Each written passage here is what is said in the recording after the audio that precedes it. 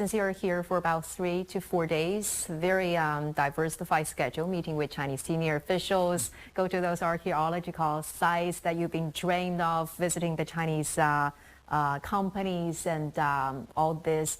How do you understand China's path towards modernization, and which part of this development is inspirational or particularly inspirational to the development of your country, Mr. President? I've seen how China has been able to maintain a high level of economic growth and sustain it for multiple decades. Right. Sustaining it for a few years is hard enough for any country, but sustaining it for decades and taking hundreds of millions of people out of poverty. Nearly 800 million people in the past 40 years. Yes.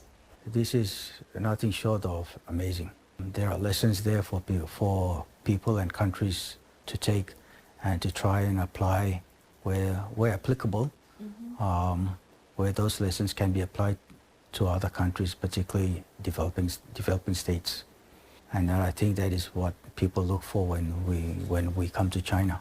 You have an amazing story to share with the rest of the world, and sometimes the media outside of China does not mention this, does not portray it as accurately as it should be. Now, there are many unfair accusations about the rise of and development of China. Since this time you're here witnessing everything with your own eyes, how different is it compared to the portrayal that you just mentioned that you get from other media? Well, when the other media have particularly, I would say, a negative narrative, but you have to come to China, you have to witness for yourself and have an open mind and understand the histories and the experiences of the Chinese civilization. And I guess I'm cheating because I had a conversation with your president and I know what his ambitions are and what he wants to do for the people of China and how he wants to achieve it with the rest of the world.